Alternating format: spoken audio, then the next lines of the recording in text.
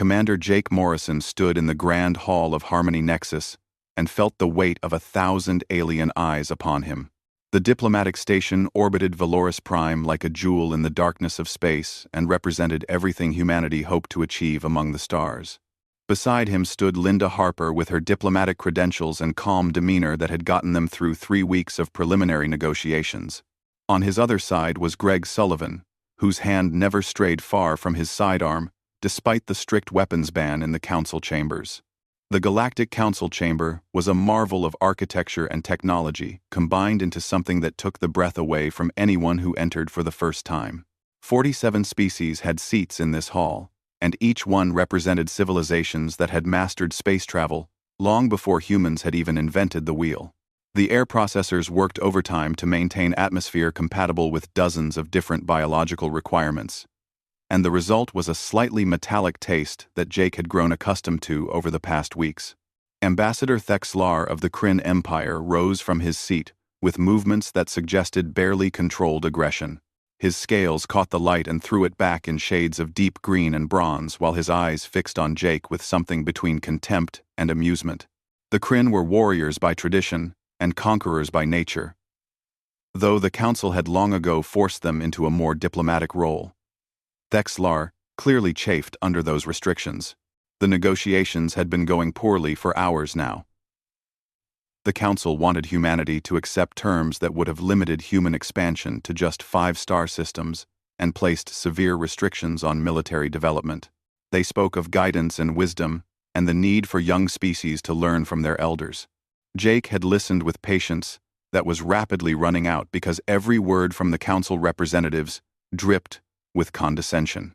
Linda leaned close and whispered that they should consider a recess to discuss the terms in private. Jake shook his head slightly because he knew that any sign of hesitation would be taken as weakness.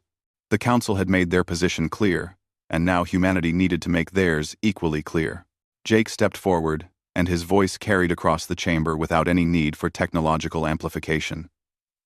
He thanked the council for their consideration and acknowledged their experience in galactic affairs. Then he politely but firmly declined their terms. Humanity would not accept client status or restrictions on their sovereign rights to expand and defend themselves.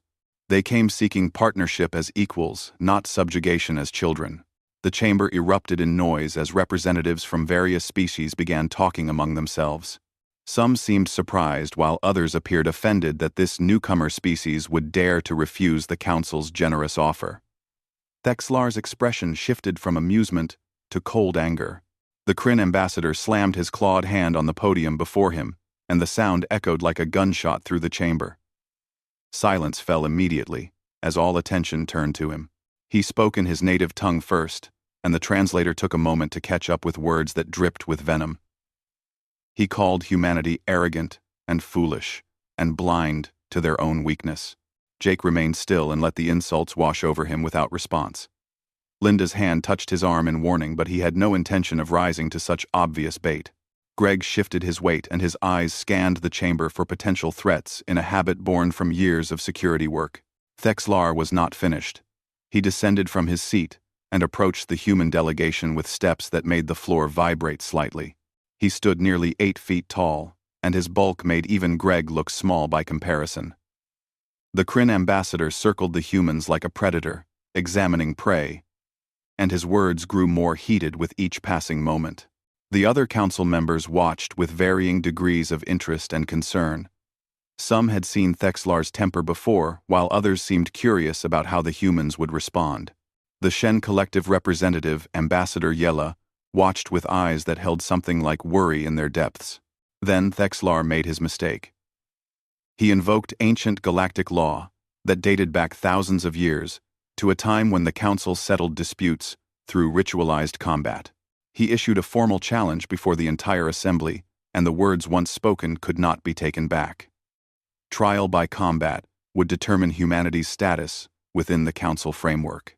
The chamber fell silent again, but this time the silence held shock and disbelief. Such challenges had not been issued in over 2 centuries, and most species considered the practice a relic of barbaric times. But the law remained on the books, and Thexlar had invoked it properly. Jake's expression did not change, but something cold settled in his eyes. He looked at Thexlar for a long moment, and then he smiled. It was not a friendly expression. He accepted the challenge without hesitation, and his voice carried absolute confidence that made several council members shift uncomfortably in their seats. Thexlar seemed pleased with himself, and announced that War Master Krell would serve as the Kryn champion. Krell's reputation preceded him as a warrior who had never lost a challenge and had defeated champions from 17 different species. The Kryn clearly expected this matter to be settled quickly and decisively. Jake informed the council that humanity would name their champion within the day and would be prepared to meet whatever terms the trial required. The arbiter of the council, an ancient being from the Luminar species, reluctantly confirmed that the challenge was valid under council law and set the trial for 1 week hence. As the session concluded and the various delegations began to file out, Linda turned to Jake with barely controlled frustration. She demanded to know what he thought he was doing, and reminded him that they were diplomats, not warriors. Greg remained silent, but his expression showed he understood exactly what had just happened. Jake watched Thexlar leave the chamber, surrounded by his Kryn entourage, and spoke quietly. He said that the council would never respect humanity if they showed weakness now. The challenge was not just about pride, but about establishing humanity's place in the galactic order. If they submitted to threats and intimidation now, they would be submitting forever. Linda asked who he planned to name as champion, and whether he had any idea what he had gotten them into. Jake's smile returned, and he replied that he knew exactly what he was doing. The Kryn had issued the challenge, believing humans were weak and inexperienced. They were about to learn a very important lesson about making assumptions. The 3 humans left the council chamber and made their way back to their ship. Behind them, the council representatives began discussing what had just transpired, and many wondered if they had just witnessed the beginning of something historic or catastrophic. Ambassador Yella sat alone in her seat and accessed the human databases that had been provided for council review. What she found there made her blood run cold with understanding and dread for what was coming. The ESS Defender hung in space like a silent promise of what humanity could accomplish when pushed to their limits. Jake Morrison gathered his senior staff in the briefing room, and the mood was tense as everyone understood the gravity of their situation. Linda Harper sat with her arms crossed, and her expression showed she was still unhappy about how things had unfolded in the council chamber. Greg Sullivan had already begun pulling up files on Kryn physiology and combat records. The data on War Master Krell was impressive and intimidating in equal measure. He stood 8 feet tall and weighed over 400 pounds of muscle and natural armor plating. His combat career spanned 40 years and included victories over champions from 17 different species. The recordings of his previous trials showed a warrior who combined raw power with surprising speed and tactical awareness. Linda pointed out that accepting the challenge might have been a mistake and suggested they try to negotiate a withdrawal. Jake shook his head and explained that backing down now would destroy any credibility humanity hoped to establish. The council needed to see that humans did not make idle threats or accept intimidation. Greg agreed and added that the challenge presented an opportunity to make a statement that words alone could never accomplish. The rules of trial by combat were straightforward and brutal. 2 champions would face each other in a neutral arena with no weapons and no outside interference. The combat would continue until one opponent submitted or died. There were no time limits and no restrictions on fighting techniques beyond the prohibition on weapons. It was meant to be a pure test of skill and will. Jake pulled up a holographic display showing the arena where the trial would take place. The space was circular and roughly 100 meters in diameter, with a smooth floor that provided no tactical advantages. Seating surrounded the arena on all sides and could accommodate thousands of spectators. The trial would be broadcast across council space, as such events were rare enough to draw enormous interest.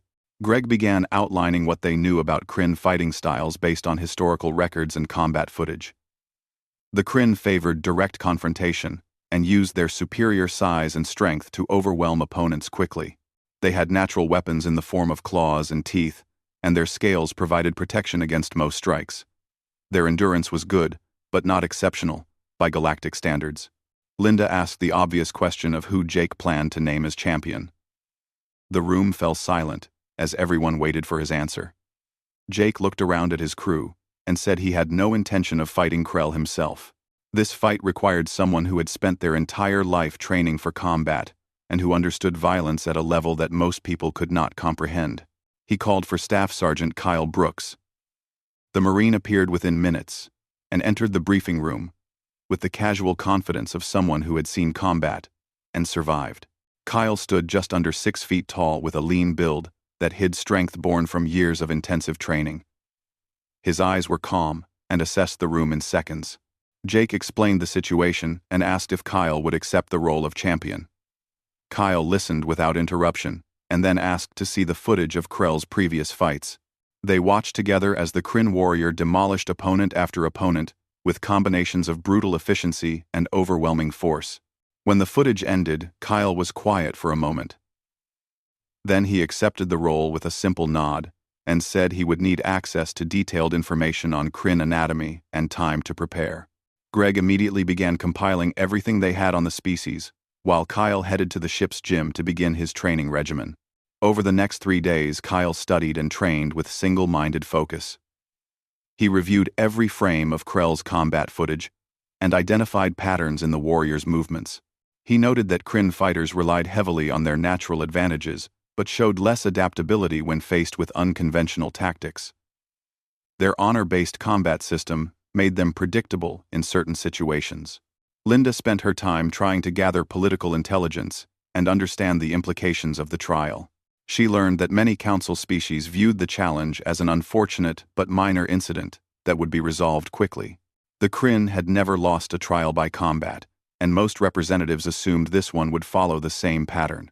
On the 4th day, they received an unexpected visitor. Ambassador Yella of the Shen Collective requested a private meeting with Jake, and he agreed, despite Linda's concerns about the diplomatic implications. The Shen were telepathic beings, known for their wisdom, and generally stayed neutral in council politics. Yella arrived alone, and her appearance was striking with features that seemed to shift slightly, as if not quite fixed in normal space. She spoke carefully, and explained that she had been studying the human databases that Earth had provided to the Council.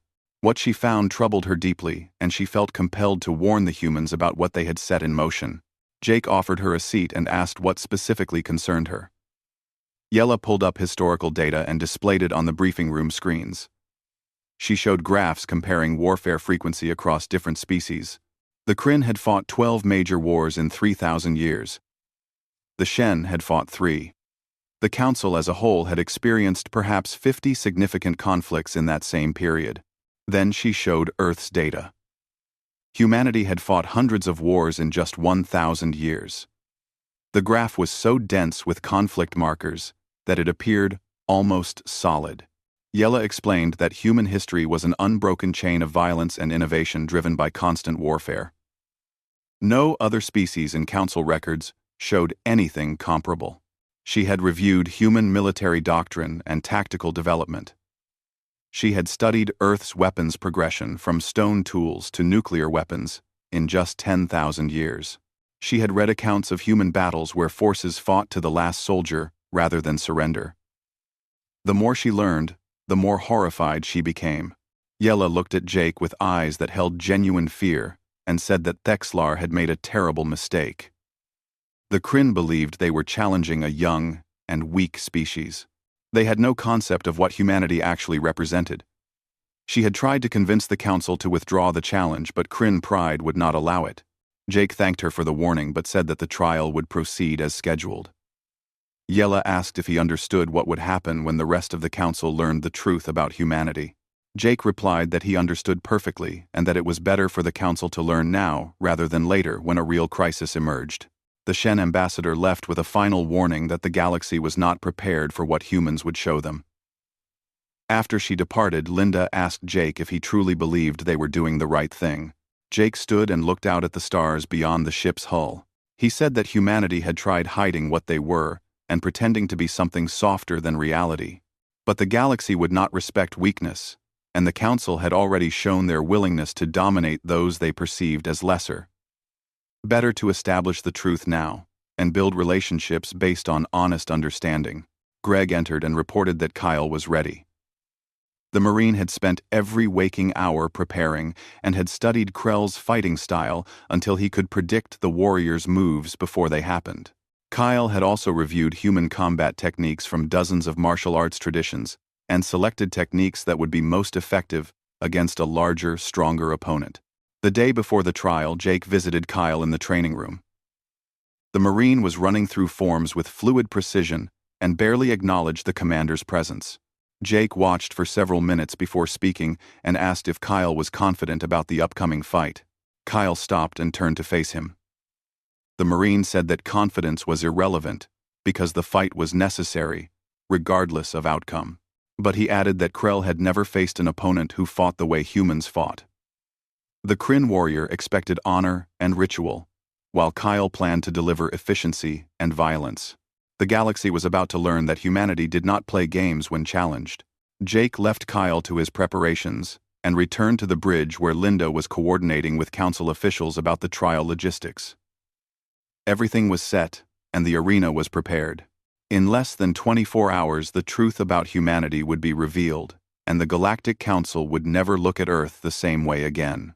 The arena was filled to capacity with representatives from every council species, and thousands more watching via holographic broadcast across the galaxy. The amphitheater design allowed perfect viewing from any angle, and the lighting created an atmosphere of ancient ritual despite the advanced technology surrounding everything. Jake Morrison sat in the human delegation box with Linda Harper and Greg Sullivan, while down below the arena floor waited empty and ready. Warmaster Krell entered first through massive doors that seemed designed to emphasize his impressive size. The Kryn warrior wore minimal clothing that displayed his muscular frame and natural armor plating. His scales gleamed under the arena lights in shades of deep green and bronze. He carried himself with absolute confidence, born from 40 years of undefeated combat. The crowd roared with approval as Krell raised his arms and beat his chest in a display meant to intimidate and impress. He had performed this ritual dozens of times before, and each time his opponent had faltered before the fight even began. The Kryn delegation chanted his name, while Thexlar watched with smug satisfaction. Then the opposite doors opened, and Kyle Brooks entered the arena. The contrast was stark, and seemed to confirm what most spectators already believed about the outcome. Kyle stood just under 6 feet tall, with a lean build that looked almost fragile compared to Krell's bulk. He wore simple combat attire in dark colors and moved with quiet efficiency rather than dramatic flair. Kyle showed no reaction to the crowd or to Krell's display. He walked to the center of the arena and began stretching with methodical precision. His movements were practiced and purposeful as he prepared his body for what was coming. He did not posture or threaten or attempt any psychological warfare. He simply prepared.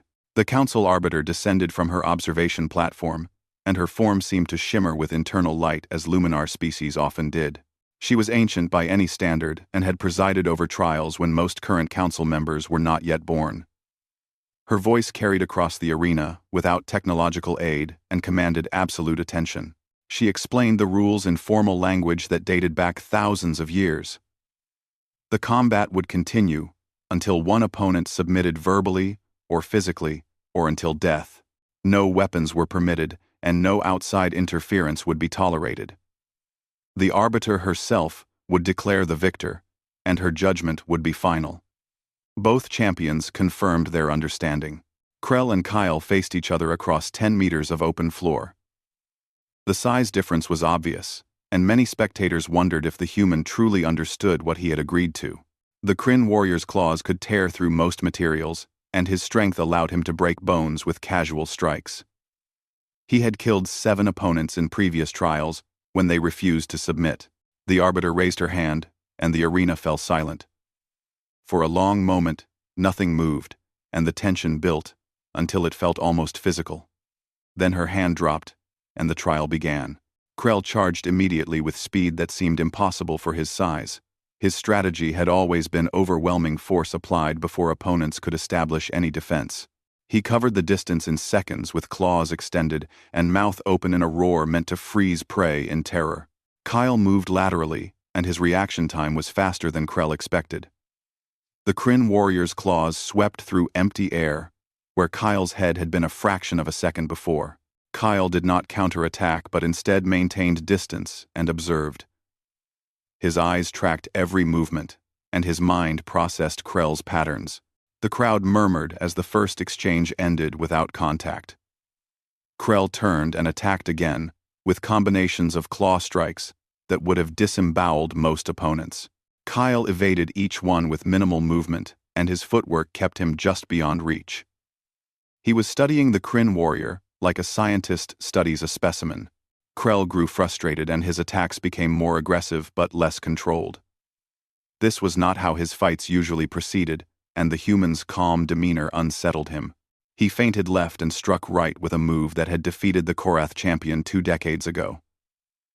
Kyle saw through it and slipped inside Krell's guard to deliver a sharp strike to the warrior's kidney area. The blow would have been devastating to a human, but Krell's natural armor absorbed most of the impact. Still, it was the first hit of the fight, and it went to the smaller opponent.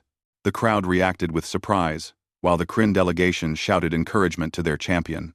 Jake watched from above, and his expression remained neutral but his hands gripped the armrests tightly. Linda whispered that Kyle was faster than she expected but questioned whether speed alone would be enough. Greg pointed out that Kyle was not trying to win yet, but was instead gathering information and tiring his opponent. Down in the arena, the fight continued with Krell pressing forward and Kyle maintaining his defensive strategy. The Kryn landed several glancing blows that would have staggered most fighters, but Kyle absorbed them and kept moving. His breathing remained controlled while Krell was starting to breathe harder from the exertion of chasing an opponent who refused to stand and trade blows. 10 minutes into the fight, Kyle shifted tactics. He stopped purely evading and began counterattacking after each of Krell's strikes. His targets were specific and deliberate. He struck at joints and pressure points, and areas where armor was thinner. Each hit was designed to accumulate damage, rather than end the fight with one blow.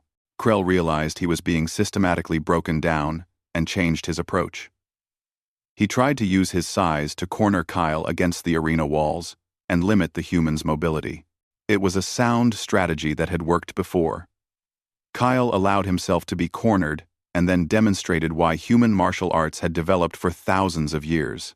When Krell lunged to trap him, Kyle dropped low and swept the warrior's leg while simultaneously striking behind the knee. Krell's own momentum worked against him, and he crashed to the arena floor for the first time in his career. The impact was thunderous, and the crowd gasped in collective shock. Kyle did not celebrate or pause. He immediately moved to capitalize on Krell's vulnerable position, with strikes aimed at the warrior's head and neck. Krell rolled and rose with impressive speed, but he had been hurt and everyone watching knew it. His right leg favored slightly from the knee strike. The fight became brutal and methodical. Kyle targeted the injured leg repeatedly and forced Krell to compensate. Each compensation created new openings, and Kyle exploited them with precision. He used techniques from boxing and jiu-jitsu and Muay Thai and wrestling. He fought like no opponent Krell had ever faced. Ambassador Yela watched from the Shen delegation box and accessed her data on human combat history. She began providing quiet commentary to nearby council members who listened with growing horror. She explained that Kyle represented thousands of years of accumulated martial knowledge refined through constant warfare. 30 minutes into the fight, Krell was breathing heavily and bleeding from multiple cuts where Kyle had found gaps in his armor. The Kryn warrior's movements had slowed, and his attacks lacked their initial speed. Kyle showed fatigue, but his endurance allowed him to maintain pace that would have exhausted most species. The human delegation boxes began to fill with other species representatives who wanted to witness this impossible fight firsthand. They watched as a human half the size of his opponent systematically dismantled a warrior who had never known defeat. It was mesmerizing and terrifying in equal measure. 45 minutes in, and Krell attempted a desperate tackle meant to use his superior mass to crush the human. Kyle sidestepped and used the momentum to throw Krell into the arena wall. The impact cracked the warrior's armor plating and drew blood. Krell rose slowly, and for the first time, doubt showed in his eyes. Kyle pressed forward, and his attacks came faster now. He had learned everything he needed about Krell's capabilities, and now he was ending it.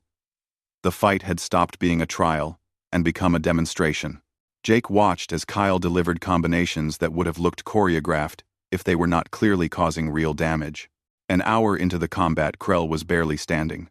His pride kept him upright, but his body was failing. Kyle moved behind him and locked in a submission hold that threatened to break the warrior's neck. The arena fell absolutely silent as everyone waited for what came next.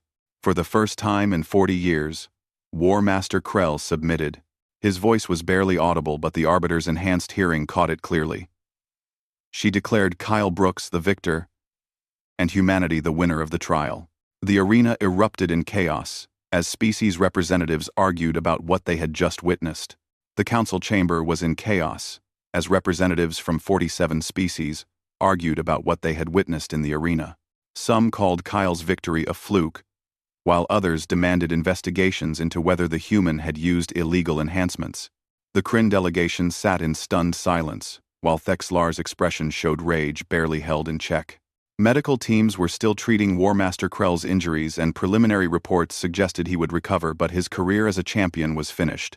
Jake Morrison stood calmly in the center of the storm and waited for order to be restored. Linda Harper whispered tactical advice about political maneuvering, but Jake knew that politics had become secondary to the larger truth now being revealed. Greg Sullivan monitored the security feeds and noted that several species delegations were having urgent private communications with their home governments. Ambassador Yella requested permission to address the council, and the Arbiter granted it with obvious reluctance. The Shen representative moved to the central podium, and her presence seemed to quiet the chaos through sheer force of personality. She began speaking in measured tones about what the trial had actually demonstrated beyond the simple fact of human victory. She displayed the data she had compiled from Earth's historical databases, and the holographic screens around the chamber filled with information that most council members had never bothered to review. Yella explained that humans evolved on a planet they called Earth, which by galactic standards qualified as a death world. Gravity was higher than most species preferred, and the weather patterns were violently unpredictable. Predators hunted humans, and humans hunted everything else. The evolutionary pressure created persistence hunters, who could track prey for days until the target collapsed from exhaustion. Human endurance was exceptional by any measure, and their bodies were designed to sustain effort that would kill most species. They healed quickly and could survive injuries that would be fatal to others. They were adaptation specialists who could thrive in almost any environment. But the real story was in humanity's relationship with warfare. Yella showed graphs comparing conflict frequency across species. The Kryn Empire, which considered itself a warrior culture, had fought 12 major wars in 3,000 years. Humanity had fought hundreds in just 1 millennium. Earth's history was violence refined into science. She displayed examples of human military innovation. Humans had progressed from throwing rocks to splitting atoms in just 10,000 years. Every generation brought new weapons and new tactics. When faced with superior force, humans adapted and found weaknesses. When faced with fortifications, humans invented siege warfare. When faced with cavalry, humans invented pikes and firearms and tanks. The council members watched as Yella showed footage from Earth's wars. The images were brutal and shocking to species who had known peace for centuries. Humans fought in conditions that would break most soldiers. They held positions against impossible odds. They developed tactics specifically designed to maximize lethality and minimize their own casualties.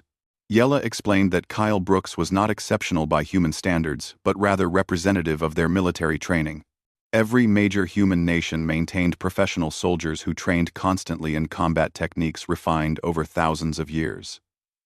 Humans had martial arts traditions that predated most council species' space programs.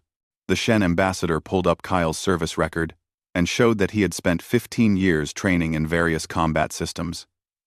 He had studied boxing and wrestling and jiu-jitsu and Muay Thai and Krav Maga. He had fought in actual combat operations on 3 different worlds. He represented the accumulated knowledge of countless human warriors who had come before him. Thexlar could not contain himself and interrupted Yella's presentation. He stood and declared that one victory proved nothing and that humanity had simply been lucky. His voice carried desperation, because he understood what was happening to Kryn Prestige.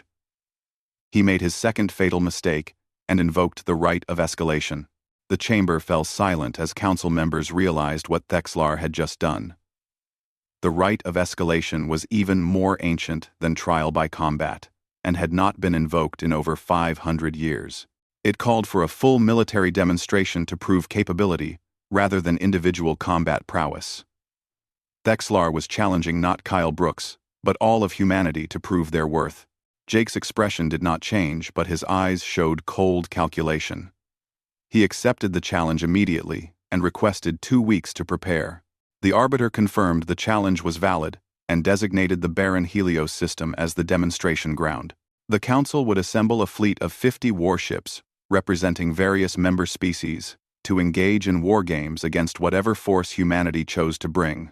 Linda grabbed Jake's arm as they left the chamber and demanded to know if he had lost his mind. They were diplomats with one small ship and limited military resources in this sector. Jake reminded her that the ESS Defender was not alone and that Earth had anticipated the need for a show of force. He had already sent encrypted communications requesting additional assets. Over the next 2 weeks, the political maneuvering was intense. Some council species quietly expressed support for humanity, while others aligned with the Kryn position that humans were dangerous and needed to be controlled. Ambassador Yela continued sharing information about human capabilities, and the more she revealed, the more divided the council became. The designated day arrived and the council fleet assembled in the Helios system. 50 warships representing the military might of multiple species took up formation in a display meant to impress and intimidate. There were Kryn battlecruisers and Shen science vessels adapted for combat, and Torval destroyers, known for their speed. The fleet commanders were confident that whatever humans brought would be overwhelmed by superior numbers and technology. Greg had been coordinating with Earth's military command, and the Human Response Force had arrived in system 3 days earlier. They maintained position beyond sensor range, while the Council fleet staged their impressive formation. Jake sat in the command chair aboard the ESS Defender and watched the tactical displays with calm focus. The Council sent a communication requesting that the human fleet reveal itself and take position for the war games to begin. Jake authorized the response, and 3 ships dropped out of quantum space directly in front of the Council formation. The human fleet consisted of exactly 3 vessels, and the Council commanders could not believe what they were seeing. The flagship was the ESS Relentless, which measured over 1 kilometer in length and bristled with weapon systems that looked aggressively functional rather than decorative. Admiral Frank Carter commanded from the bridge, and his decades of naval experience showed in every tactical decision. Flanking the dreadnought were 2 destroyers designated ESS Vanguard and ESS Cerberus, under the commands of Captain Rachel Kim and Captain Daniel Cross, respectively. The Council representatives who had traveled to observe the war games expressed outrage at what they perceived as an insult. Humanity brought 3 ships to face 50, and the implications seemed clear.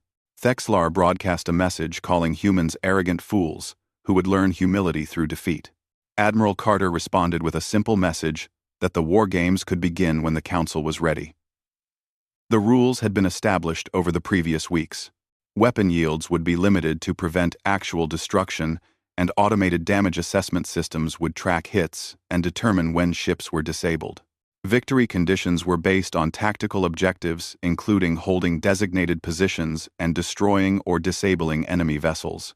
The war games began with the Council fleet advancing in traditional formation. Their strategy was sound by conventional standards, with heavy ships providing covering fire, while faster vessels maneuvered for flanking positions. The commanders had trained together and understood combined arms tactics. They expected the human ships to either flee or attempt some desperate maneuver. What happened instead changed the Council's understanding of warfare forever. The ESS Relentless did not engage directly, but instead deployed electronic warfare systems that began systematically blinding Council sensors. Ships that relied on networked targeting suddenly found themselves operating independently. Communication channels filled with static and confusion. The 2 human destroyers moved with acceleration that seemed impossible for vessels their size.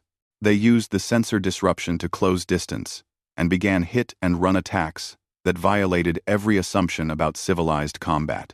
Their weapons fired with precision that suggested either remarkable skill or advanced targeting AI. Missiles swarmed from launch tubes in patterns designed to overwhelm point defense systems. Within the first 30 minutes, the damage assessment systems showed 8 Council ships disabled or destroyed. The human vessels had taken minimal damage and continued operating at full efficiency. The Council commanders attempted to adapt, but found themselves facing tactics they had never trained against.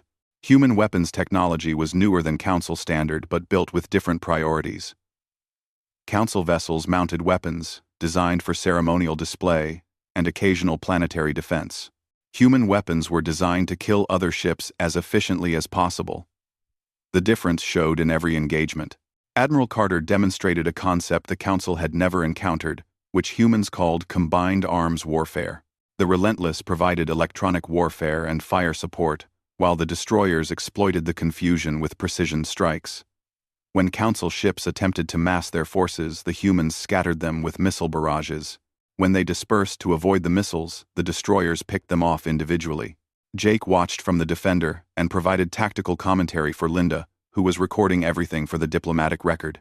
He explained that human military doctrine assumed combat against peer or superior forces and emphasized adaptability and aggressive action.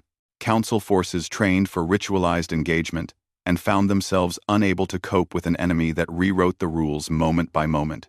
2 hours into the war games, the assessment systems showed 30 Council ships disabled. The remaining 20 were in disarray with broken formations, and commanders arguing about how to proceed. Some wanted to withdraw, while others demanded they continue despite the humiliation. The human fleet had sustained damage that would have disabled 2 of their ships under real combat conditions, but they remained operationally effective. Admiral Carter transmitted to Jake asking for authorization to demonstrate the full capability of human weapons systems. Jake considered for a moment and then approved with the caveat that they should leave the Council fleet with some dignity. Carter acknowledged, and the ESS Relentless began a firing sequence that lit up space with the discharge from railguns, accelerating projectiles to velocities that Council sensors barely tracked. The railgun demonstration lasted exactly 30 seconds, but the impact on Council psychology would last generations. The ESS Relentless fired 3 rounds that crossed the distance to designated targets at velocities that made conventional weapons look primitive by comparison. The projectiles were inert metal slugs, designed only to impact the automated assessment systems, but the kinetic energy involved would have vaporized real targets. The Council fleet commanders watched their tactical displays show complete destruction of 3 heavy cruisers, and the implications were clear. Admiral Carter called a halt to the wargames before the simulation showed total annihilation of the Council forces. The assessment systems indicated that 43 of 50 Council ships would have been destroyed or disabled in actual combat. The remaining 7 were damaged and scattered, with no effective command structure. The human fleet had accomplished this in just over 2 hours, while sustaining damage that would have disabled 2 vessels but left the flagship fully operational. The silence that followed was profound. Council commanders transmitted requests for data verification, because the results seemed impossible. How could 3 ships defeat 50 in less time than most species took for routine patrol operations? The automated systems confirmed the assessment and showed that human tactics and weapons technology had combined to create overwhelming advantage despite inferior numbers. Jake Morrison stood before the emergency council session that convened immediately following the demonstration. The chamber was packed with representatives and observers, and the mood ranged from shock to anger to fear. Dexlar sat with his delegation, and for the first time since Jake had met him, the Kryn ambassador looked uncertain rather than arrogant. The arbiter called the session to order and requested that Commander Morrison explain what the council had witnessed. Jake took the central podium and his voice carried clearly as he began speaking about humanity's history with warfare. He did not boast or threaten, but simply stated facts that the council could no longer ignore. He explained that humans evolved on a world where survival required constant struggle against environment and predators, and each other. Competition for resources drove innovation and conflict. Tribes fought tribes, and then nations fought nations, and the scale of warfare grew with human capability. Earth had known peace only in brief intervals between conflicts. Jake displayed a timeline of human military development that showed progression from stone weapons to nuclear weapons in roughly 10,000 years. He showed how warfare drove technological advancement and how each generation of humans refined the art of killing with scientific precision. He did not shy away from the darker aspects of human nature, but presented them as facts that shaped what humanity became. The council representatives listened as Jake explained human military philosophy. Humans assumed they would always face enemies equal or superior in strength. They trained constantly and developed doctrine that emphasized adaptability and initiative at every level. Human soldiers were taught to think independently and exploit opportunities without waiting for orders. He showed them footage from Earth's wars, and the images disturbed many council members who had never witnessed such concentrated violence. Humans fought in conditions that would break most species. They held defensive positions against overwhelming odds. They conducted offensive operations that seemed suicidal, but succeeded through combination of planning and execution and sheer determination. Linda Harper watched from the delegation box and understood what Jake was doing. He was not trying to make the council like humanity, but rather ensuring they respected and understood what humans represented. Fear could be managed, but ignorance was dangerous. Better for the council to know the truth and make decisions based on reality.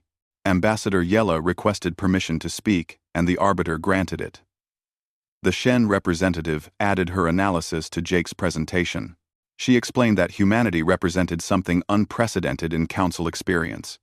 Most species achieved interstellar capability through cooperation and peaceful development. Humans achieved it while simultaneously perfecting the ability to destroy themselves. She displayed data showing that Earth had come within moments of nuclear extinction multiple times during the period humans called the Cold War. Species that faced such existential threats typically destroyed themselves or abandoned advanced technology. Humans did neither. They developed treaties and safeguards, and continued advancing while carrying the capability for total destruction.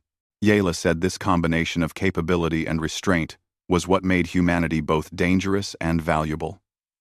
Humans understood violence intimately, which meant they also understood the cost of violence. They had learned hard lessons about warfare and carried those lessons in their cultural memory. The council needed to decide whether to embrace this or reject it. Dexlar finally spoke, and his voice carried none of its earlier arrogance. He acknowledged that the Kryn had underestimated humanity, and that his challenges had been mistakes driven by pride. He asked what humans wanted from the council, now that they had proven their superiority. The question hung in the air, as everyone waited for Jake's response. Jake was quiet for a moment, and then he began speaking about why humanity sought council membership in the first place. Earth had achieved interstellar travel, but found a galaxy already organized under council authority. Humans could have remained isolated, but that would have led inevitably to conflict as their expansion met council borders. He explained that humanity did not come seeking dominance despite their military capability. They came seeking partnership and knowledge, and a chance to be part of something larger than themselves. Earth had spent centuries fighting itself, and had finally achieved global unity. That unity was hard-won, and humans valued it deeply. Jake made his offer clearly. Humanity would join the Galactic Council as full members with complete autonomy over their affairs. They would contribute their military expertise to defend Council space from external threats. They would share their knowledge and learn from Council wisdom. They would be partners, not masters and not servants. But Jake also made clear what humanity would not accept. They would not be restricted or controlled. They would not submit to client status or accept limitations on their sovereign rights. They would not tolerate condescension or attempts to manipulate them through political maneuvering. Any species that challenged humanity should understand they were challenging a species that had refined warfare over millennia. The council chamber erupted in debate as representatives argued about the proposal. Some species supported immediate acceptance, while others worried about the precedent of admitting such a militarily capable species without restrictions. The Kryn delegation withdrew to consider their position while other warrior cultures expressed interest in learning from human military doctrine. The vote took 3 days of deliberation. Multiple species requested private meetings with Jake and his team to better understand human intentions. Linda worked diplomatic channels, while Greg coordinated with Council security forces, who were suddenly very interested in human training methods. Kyle Brooks found himself giving demonstrations to military attaches from a dozen different species. Ambassador Yayla spent hours with Jake discussing the philosophical implications of humanity's admission to the Council. She worried that human military culture would corrupt the peace the Council had maintained for millennia. Jake countered that peace maintained through ignorance of violence was fragile, while peace maintained by those who understood violence was resilient. The final vote was closer than Jake had hoped, but ultimately passed. Humanity was granted full Council membership, with complete autonomy. The terms included human participation in Council defense planning and establishment of military exchange programs. Several species requested bilateral treaties for mutual defense. The Kryn formally apologized for their challenges and requested permission to send officers to train with human forces. Vexlar approached Jake privately after the vote and admitted that Kryn pride had blinded them to reality. He asked if humans would be willing to share their combat knowledge. Jake agreed on the condition that the exchange was mutual and that Kryn would share their own martial traditions. Vexlar accepted, and something like respect passed between them. The ceremony marking Earth's admission to the Galactic Council was brief and formal. The human flag was raised alongside the other member species, and Jake delivered a short speech thanking the Council for their acceptance. He promised that humanity would be faithful partners and defenders of the peace that all species valued. Kyle Brooks and War Master Krell met privately in a training facility several days later. Krell's injuries had healed, and he requested the meeting to learn from the human who had defeated him. Kyle showed him basic grappling techniques, and Krell demonstrated Kryn's striking methods. The two warriors found common ground in mutual respect, born from combat. Jake stood on the observation deck of the ESS Defender and looked out at Harmony Nexus Station where the human flag now flew among the others. Linda joined him and commented on how close they had come to disaster if things had gone differently. Jake disagreed and said they were never in real danger. He explained that the Council's challenges had actually worked in humanity's favor.